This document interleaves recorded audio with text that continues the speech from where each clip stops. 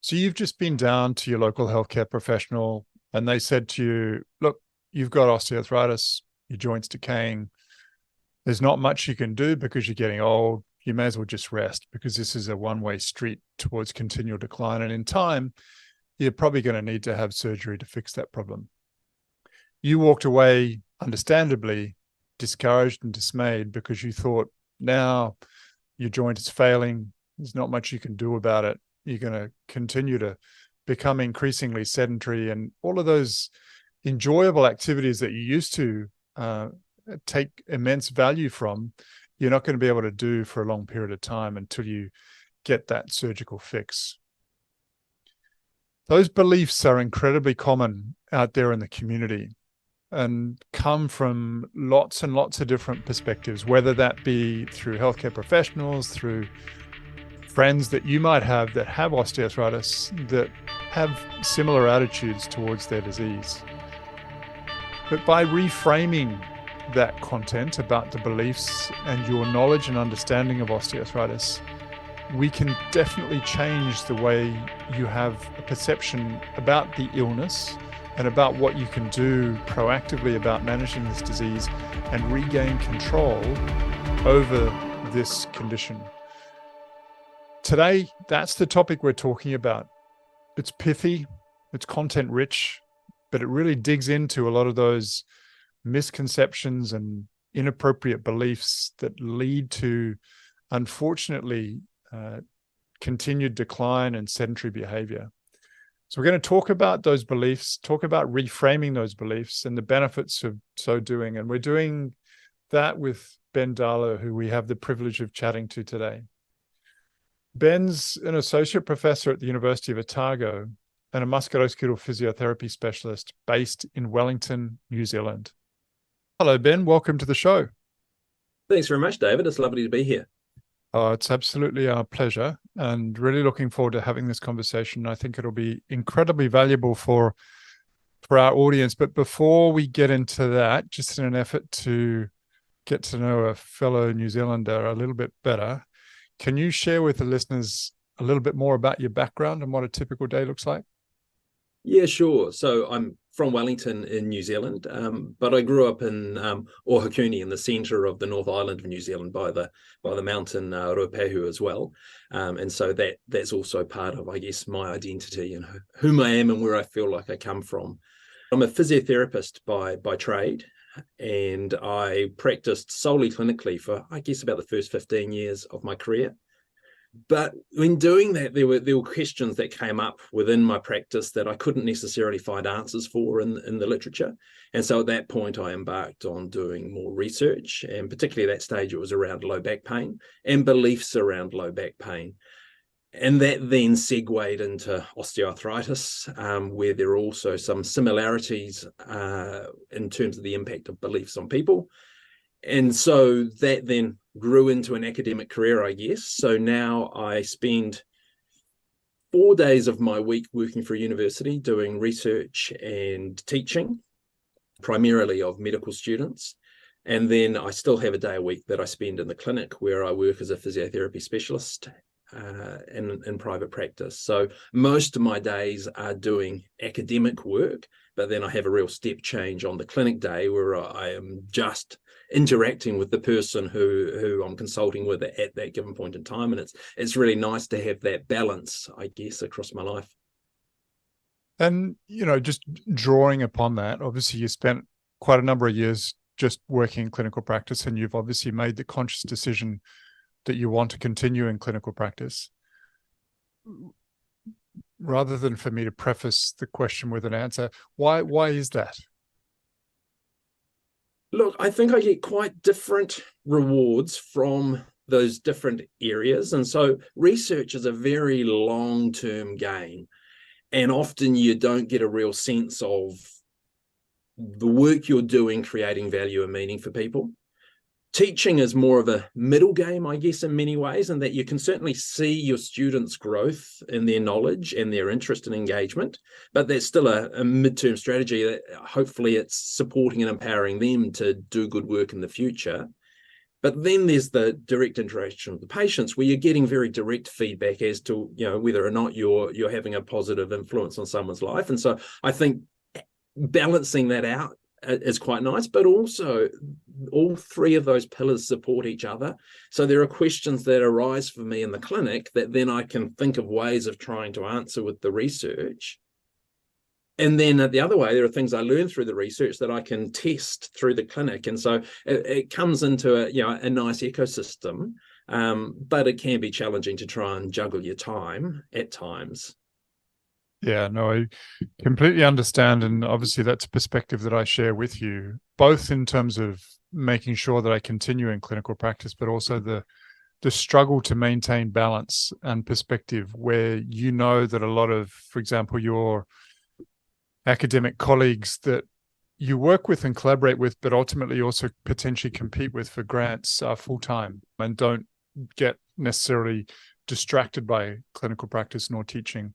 I definitely share that passion with you, and I think continue stress to all of my colleagues the importance of maintaining clinical practice for the relevancy it creates for the research that you do, and that bidirectional feedback that you just spoke about.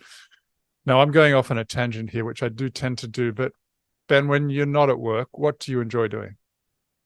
I love to be outside in the outdoors, in mountains, in bush and wildlife areas. I like to run. I like to cycle. I like to tramp. I love to ski when I can, particularly on Mount Ruapehu. So yes, I guess I'm an active relaxer overall, but I do enjoy reading and socializing and good food as well. Yeah, yeah. And for anybody who hasn't had the privilege of going to New Zealand, Ben lives essentially in the paradise for people who want to get out and hike and bike and those sorts of things. It's a beautiful part of the world to do that, and I would thoroughly recommend it for people who have a passion about doing those sorts of things. Ben, if you had to describe yourself in 5 words, what would they be? I think the first one would be active, because I'm active in most of what I do and actively engaged in it. I am curious, and that stimulates a lot of my work. And I am collaborative. I like to work with a range of people and be able to integrate and learn from those perspectives. I'm critical, both in terms of self-critical and hypocritical, as well as I'm critical of ideas. And I'm relatively reflective, which I guess is a blessing, but when it verges on rumination, could be a curse.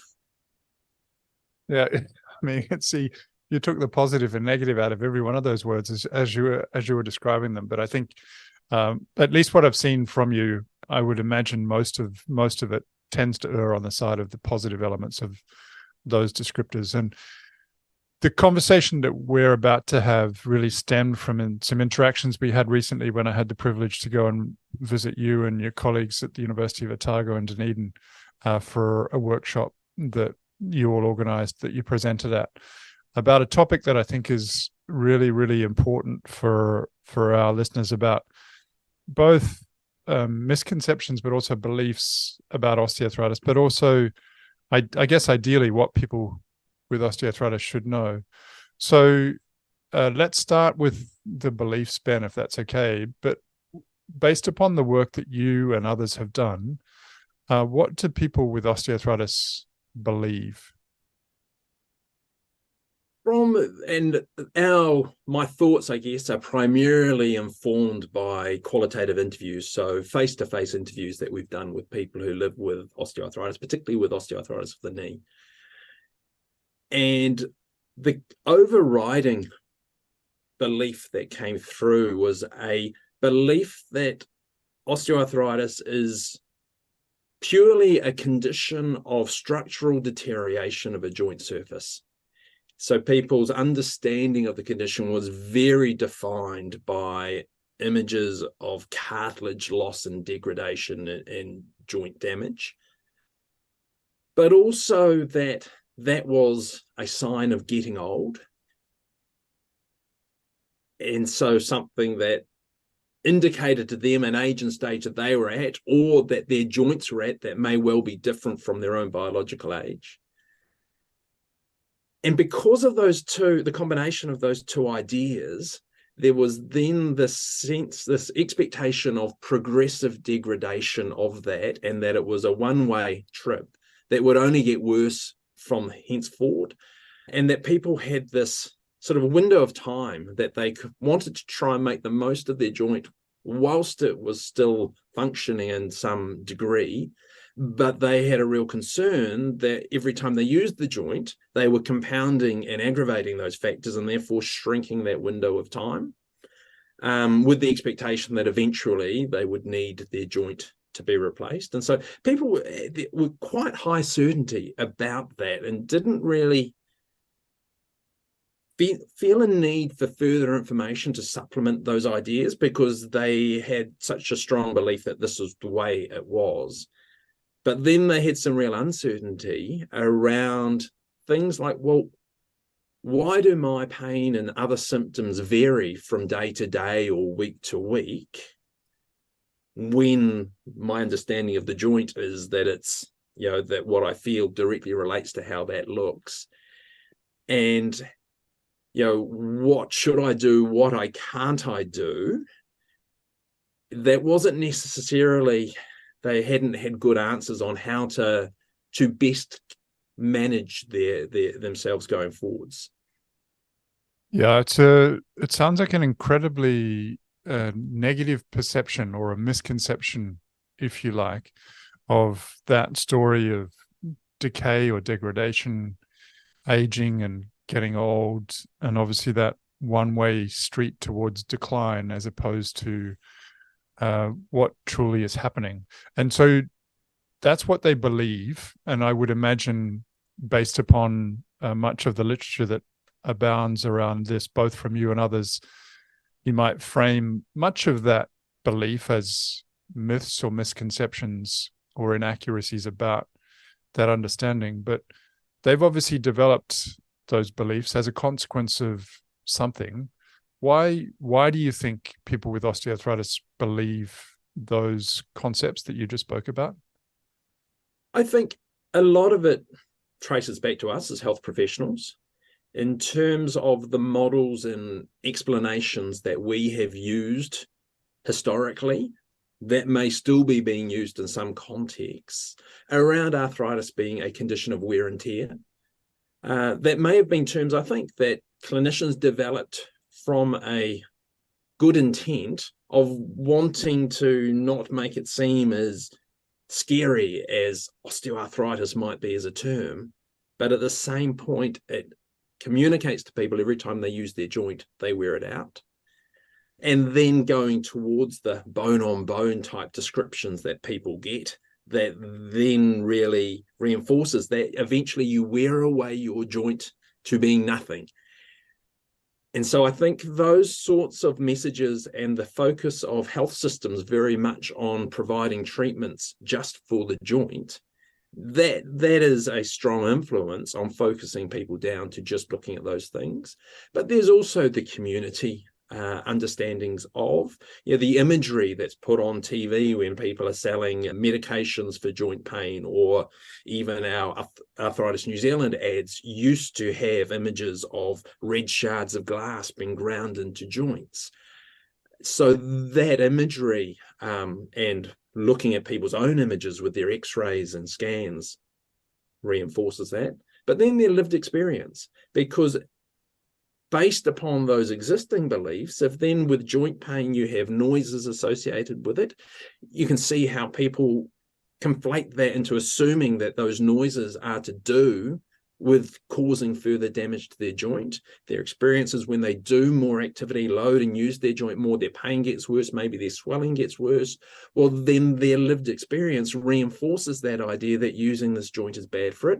And so it's the confluence of all of those different beliefs coming together and supporting each other that I think makes people so certain that that is what the truth is.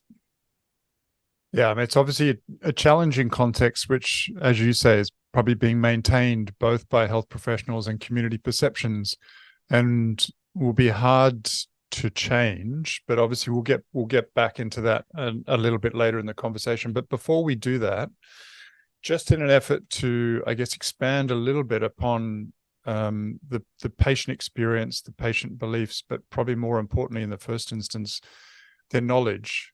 What do people who have osteoarthritis know about their condition?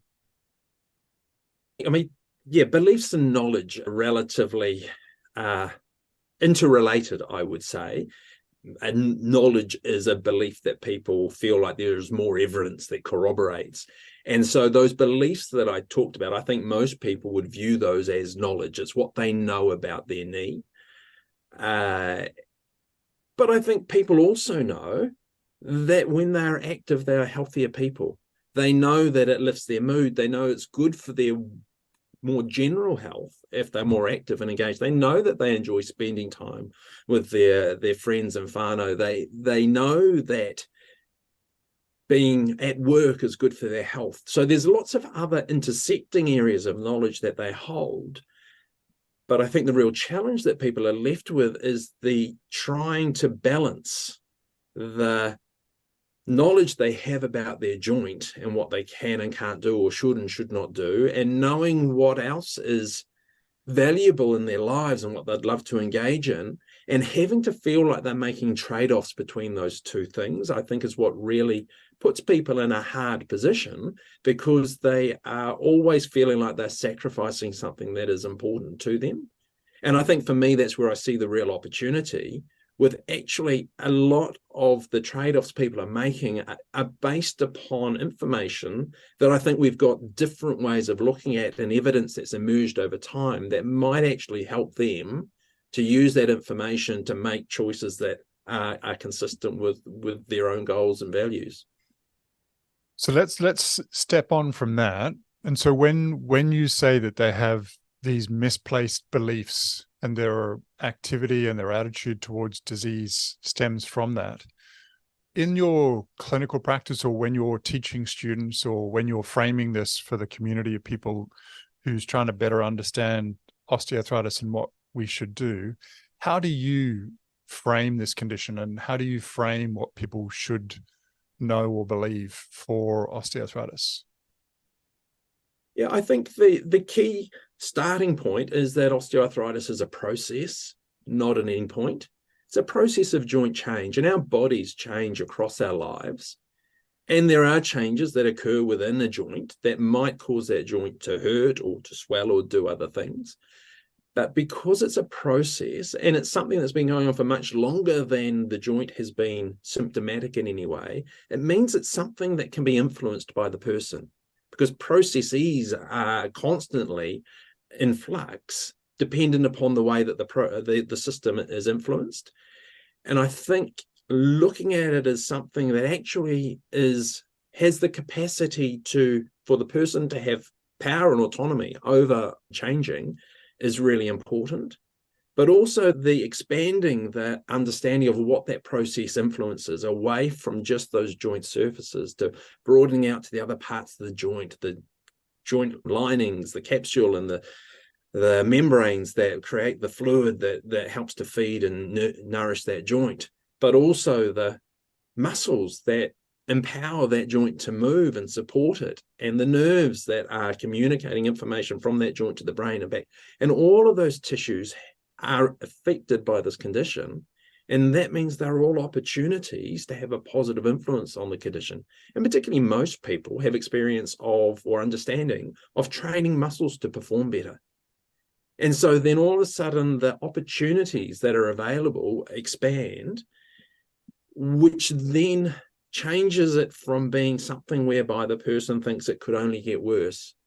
And actually our data on that is that for the majority of people, in fact, symptoms stay stable over long periods of time, and for some people they get better. And if that becomes the expectation, rather than this much smaller group for whom things do get progressively worse, well, then that starts to open up hope. And I think hope then inspires all sorts of things. So I think those are the key messages that I tend to look at, is that one, it's a process of change. Two, it's a process that you can influence. Three, the outcome can be improved, and even without anything, it may stay stable over long times. and that using the joint does not wear it out, but actually feeds the joint and helps to keep it healthy, as well as allowing the persons to still stay engaged in the things that they value in life. Yeah, I mean, that message and the way you framed that is incredibly empowering. And obviously, presumably as a consequence of that, as you say, the reframing can help a person to be proactive in managing their disease and presumably benefit from the activity that otherwise they might have suppressed. The way you framed it is obviously challenging for many healthcare professionals and potentially for patients who are out there who have osteoarthritis. They're not necessarily hearing that from their healthcare professionals. You've written about this. Obviously, we're talking about it today. Are there helpful sources of information that you'd encourage people to tap into if they want to learn more about the type of messaging that you're providing, whether you want to frame that as an empowerment discourse or whatever you want to frame it? Are there other types of information, sources of information that you think might be helpful in building better knowledge and helpful beliefs? Certainly from the way that I view this condition and what's emerged from our research, we've got a website called freefromkneepain.org. And so those messages are expanded on there. Obviously, with joint action, there's good information for people that they can access through that as well. In New Zealand, we've got a health information resource that covers a whole range of different conditions called Healthify, previously known as Health Navigator, where again, there is information for people there about osteoarthritis that's very consistent with the messages we've talked about today. So I think those are, reasonable resources. And certainly if there were clinicians that happen to come across this as well, we have done work on training clinicians to try and support them to deliver those messages. And that training will be available to everyone through that website by the first quarter of next year. Wonderful. That's fantastic, Ben. And, obviously strongly encourage you to continue the important work that you're doing in that space. I would imagine for the average person that has osteoarthritis, building those knowledge, building the helpful beliefs takes time and is a process.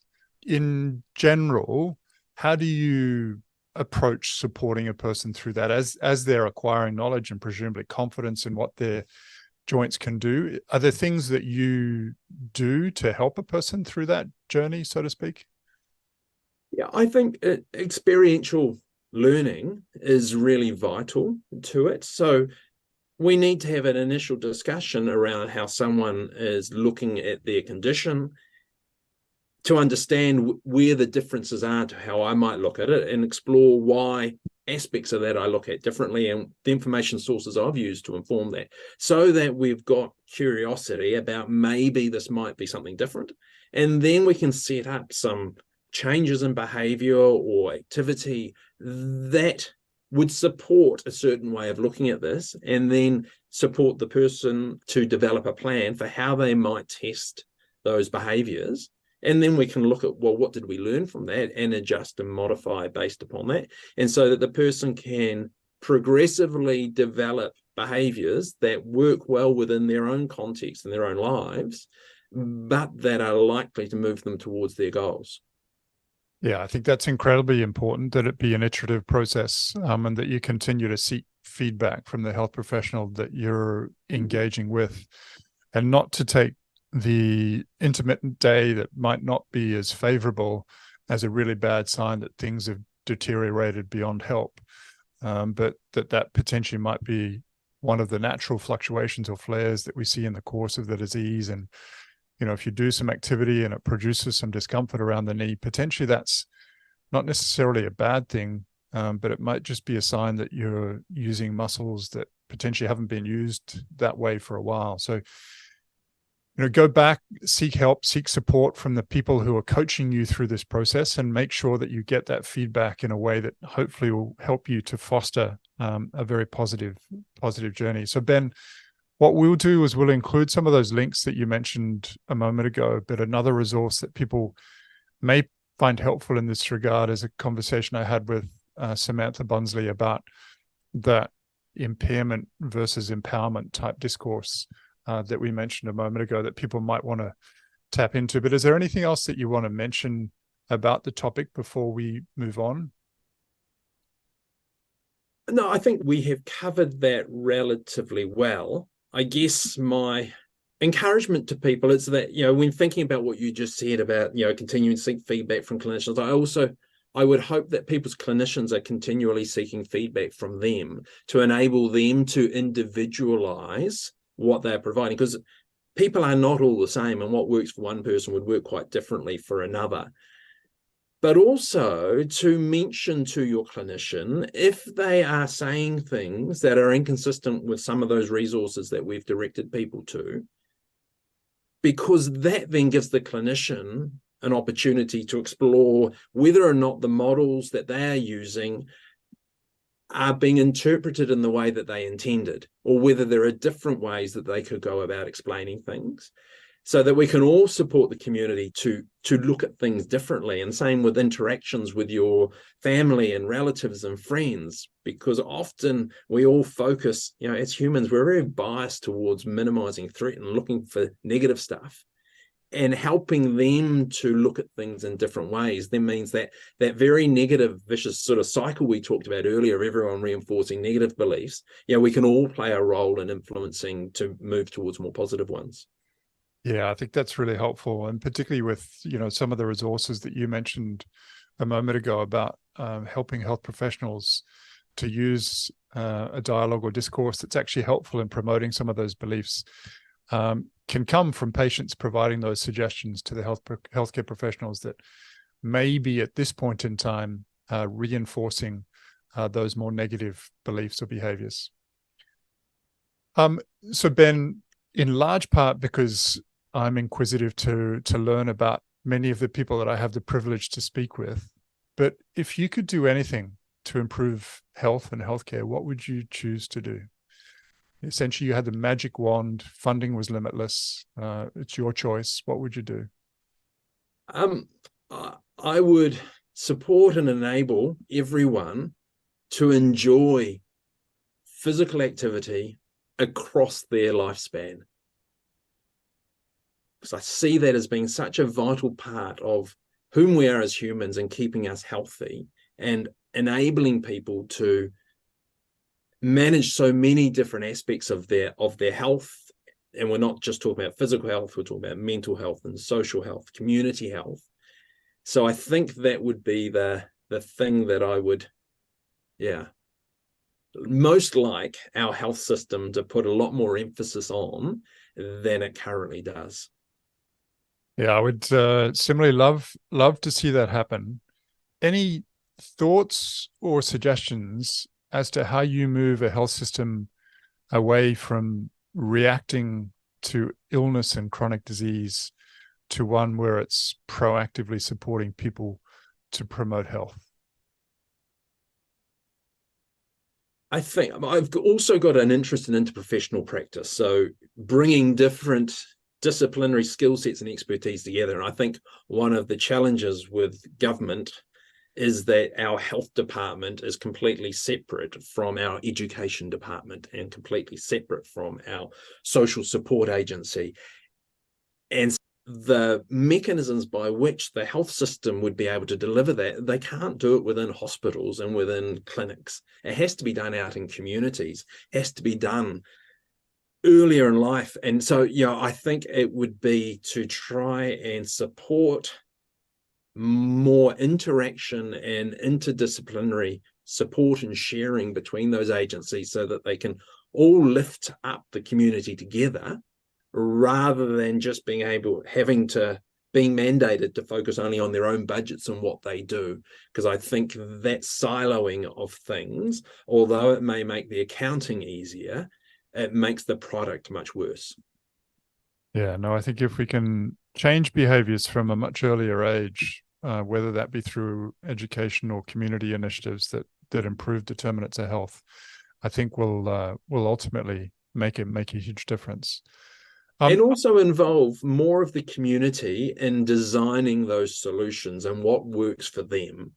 Yeah. Because I think often, again, there's the risk that government develops something that they assume should work, and then it doesn't work well, and so therefore they assume that actually we can't change this behavior, rather than having more confidence in the community to develop solutions that will be more likely sustainable over time. Yeah, no, it's a key ingredient, isn't it? Ben, what motivates you to do what you do? I have difficulty sitting with suboptimal processes and outcomes and missed opportunities.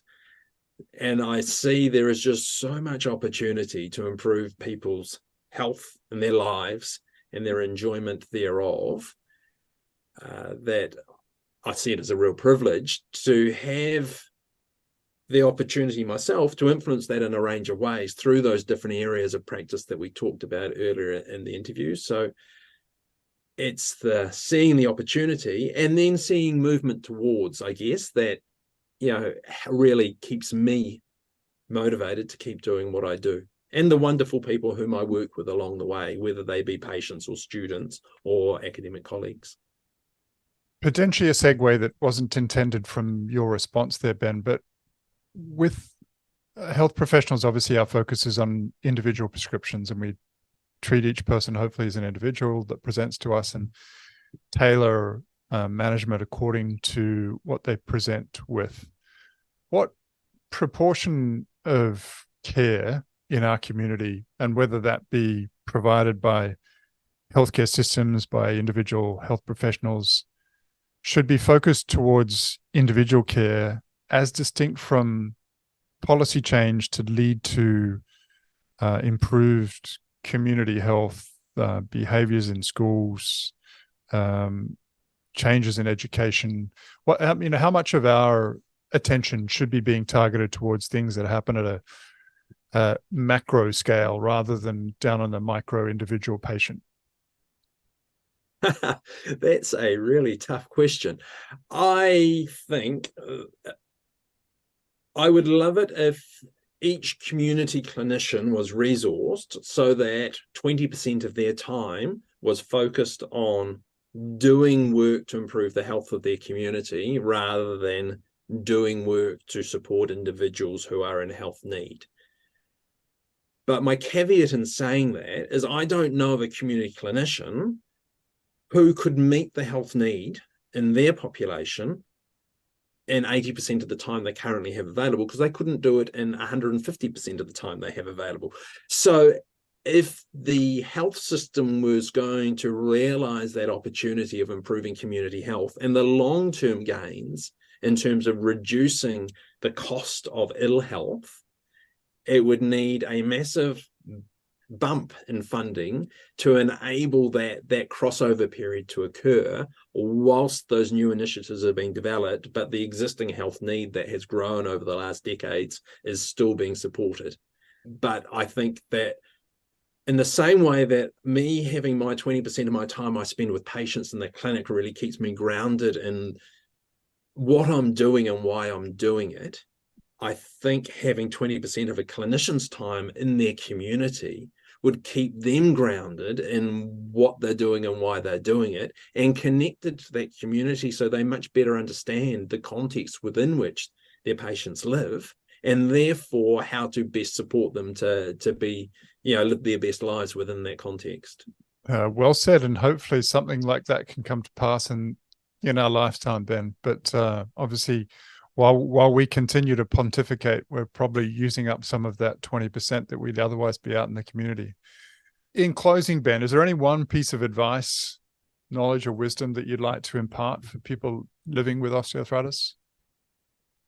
The key thing is that you can do something to influence your health and the health of your joint. What that is different for different people, but don't accept someone telling you that it just is what it is.